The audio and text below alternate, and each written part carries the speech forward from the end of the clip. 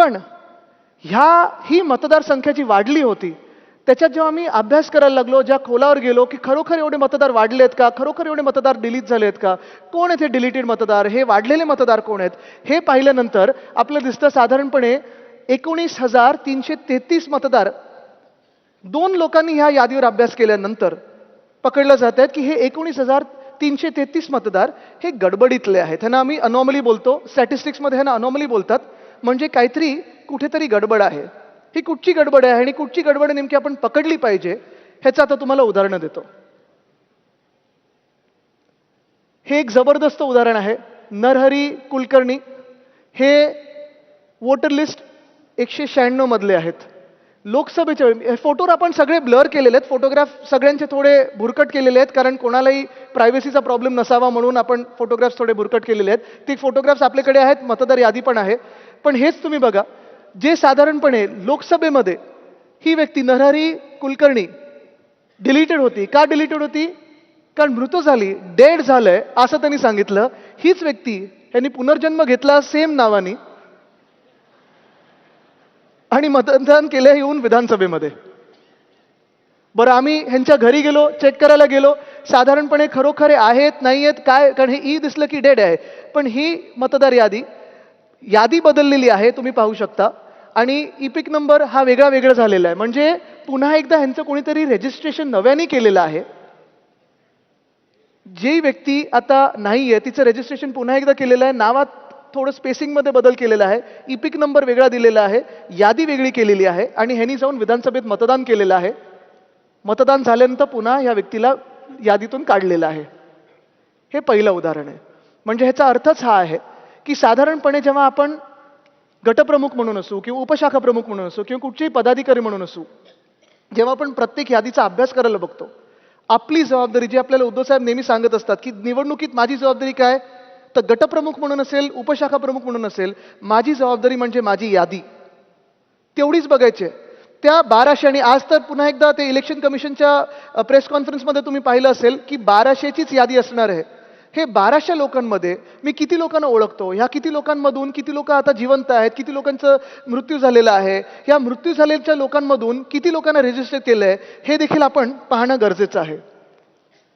दुसरं म्हणजे मतदाराचं नाव आणि त्याच्या वडिलांचं नाव हे सेम टू सेम आहे.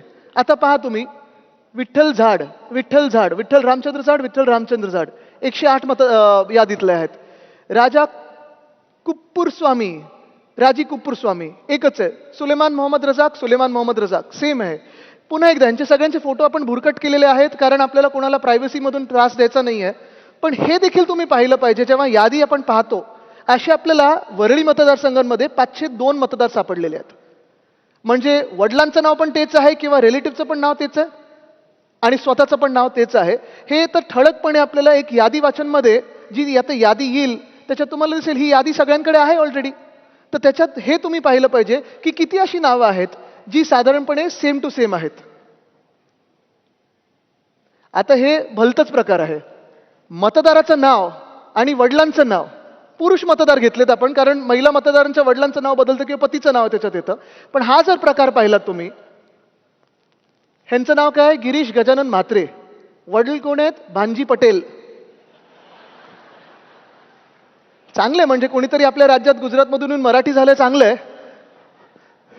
आता ह्यांचं नाव आहे काय, डुयोडाप रामवंदन यादव आणि वडिलांचं नाव आहे सहुदेव वाघमारे. ह्यांचं नाव आहे संतोष कुमार सरोज आणि वडिलांचं नाव आहे राधेश्याम. बरं, ह्याच्यात घर क्रमांक ठीक आहे पण बाकीचं काय तिथे दिले नाहीये. असे मतदार आपल्या मतदारसंघामध्ये म्हणजे वरळीमध्ये 720 सापडलेले आहेत. हे देखील आपल्याला दिसणार आहे. एक यादीत झलक मारली आपण, एकदा पाहिलं आपण की वडिलांचं नाव काय किंवा पतीचं नाव काय आणि स्वतःचं नाव काय हे जर पाहिलं तर असे पुन्हा एकदा आपल्याला कितीतरी मतदार दिसतील जे असे घोळ केलेले मतदार आहेत. आता हा एक भन्नाट प्रकार झालेला आहे.